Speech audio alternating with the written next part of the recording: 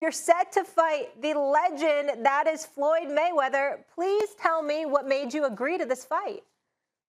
Yeah. Floyd Mayweather is my opponent coming June 6th. They're saying he's pretty good. Uh, One of the best boxers of all time. Look, he's one of the best boxers of our generation. When I was presented with the opportunity to fight him as a showman, as an entertainer, as someone who's uh, risen up to challenges his whole life, this was too exciting to turn down.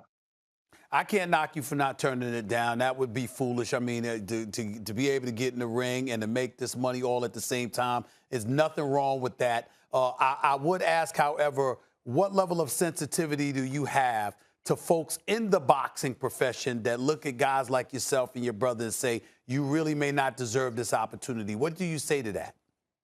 I'm actually fairly sensitive and will completely hear those people out because I understand. Because truthfully, it's not fair, right? Like I don't think. Yeah, I mean, we definitely didn't climb the ranks and earn the spot to be fighting one of the best boxers of our generation in the typical sense. But in other ways, we've worked our asses off, and I happen to be in a position where, again, this was an opportunity that came to fruition, and it's not something you say no to. Before I ask you what I wanted to ask you, Logan, who gave you the shiner in sparring? Yeah, man. We're sparring a lot of pros on the island. I can't keep track, to be honest with you. We fight 3 days a week, three different guys every time we fight. So, man, who knows? But I will So, say we're in there working each other day in and day out. so what I wanted to ask is the thing I respect about you and your brother is you guys respect the fight game. You prepare as hard as you can. You're sometimes criticized for the shape your opponent comes in. That's none of your business. Your business is get yourself in shape, train as hard as you can, fight as hard as you can. I see you both do that every time.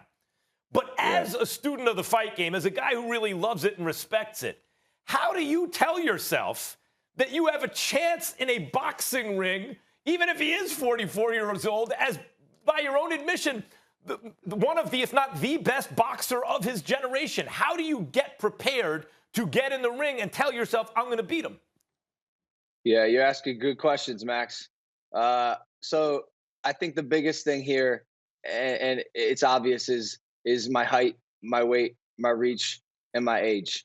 There are weight classes in boxing for a reason, and I'm going to be weighing in 3 weight classes heavier than Floyd, and probably coming into the fight 4 weight classes heavier. That's dangerous for him.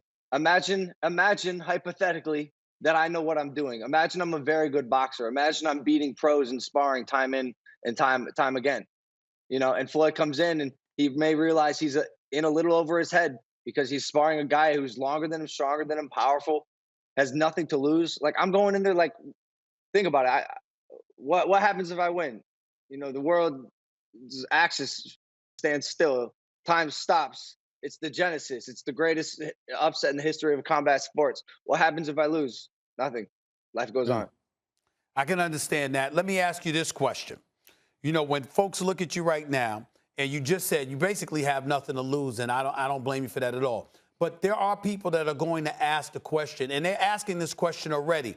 How serious, not in terms of your training, because we know that you train, you're in shape, you take it seriously, just like Max said, and you and your brother deserves a lot of credit for that. But what do you say to people that would ask, are you really serious about this from a professional perspective? In terms of these exhibitions, you're making more money than you would make if you were an up-and-coming fighter with a promoter, sanctioned by the WBC or whoever the case may be. But do you plan on doing this professionally and really getting in the ring with modern-day professionals who are not retired? Is that something that you plan on doing with your future? What do you say to that? Yeah. As long as it can bring an audience, man. Like, Jake and I want to be the biggest prize fighters on the planet. We want to fight people who will put on a big show with us, draw a large audience, and entertain a lot of people. That's what we want to do. This is not a 1 year, 2 year plan. This is a 3, 4, 5, 6, 7 year plan. Unfortunately for our health, we've fallen in love with the sport. We just bought a warehouse here in Puerto Rico. We're turning it into our training stadium or our training facility. And so we're in, man. We're locked. I mean, first of all, Logan, you have to stop cursing when you're doing broadcast. Like you and your brother. This is the third time I had you on Max Kellerman radio show. I had your brother on Max on Boxing. You got to stop with the curses. Now listen, do you already have brain damage? Who's making money outside of boxing chooses to go into boxing and risk everything? Like, what is it about boxing that has drawn you and your brother to it and to take it seriously? Something about the primal nature of the sport. Two people getting inside a ring or an octagon, whatever shape it may be, and duking it out to see who the better one is so exciting to me. Like I did that before I did YouTube and blew up on the internet. You know, I was a wrestler. I even took some like jujitsu classes and some striking classes in high school. I've always just been obsessed with it. You know, I love the UFC. I love combat sports. And the fact that I have the vessel to be able to do it myself and the work ethic is, you know, it's the most exciting thing on the planet. I told you this, Max. We're modern day gladiators. You know, it's the coolest thing in the world to me.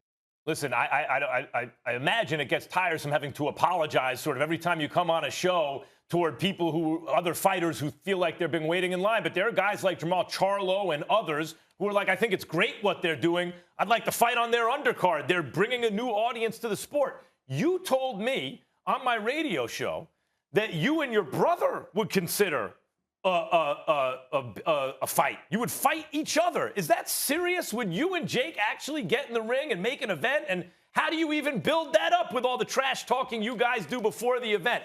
How do you hit your brother in the face in front of millions of people? Think about, well, that part's easy. Think about this. No one knows more about my brother and no one knows more about me than each other. Like there's no person that could get under the other person's skin, Jake and me and vice versa. And I think that would be possibly one of the biggest combat sports events ever. Like, and it sounds laughable now, but what happens in 2 years, in 3 years, when we continue this sport and we continue beating people and winning and putting on great shows? Like, you know, everyone has something to say now, but we're just getting started. Like, what happens when we're actually good at this stuff?